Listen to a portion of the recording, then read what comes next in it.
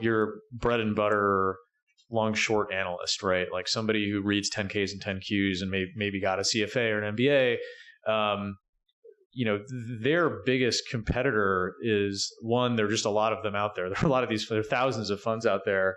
And historically, they've been operating under this 2 and 20 fee structure, which at least over the last, 6 to 8 years has really come under pressure post financial crisis because the stock markets have been doing really, really well, right? So when the S&P is up, 10 to 20% a year, which it had been for, up until 2014, 2015.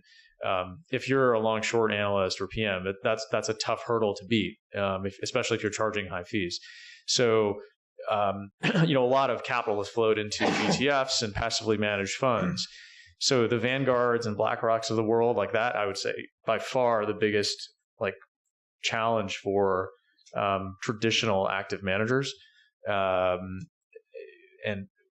think at some point, hopefully, in this type of environment that we're in right now, where you have a lot of volatility and markets have been sort of flat but very choppy, it at least in theory leaves room for folks who pick stocks and individual securities to outperform. And you're going to see maybe some real winners come out of that. But it's usually, I think, in these kinds of environments where you have a lot of dispersion between people who are really good at what they do and people who are maybe less good at what they do.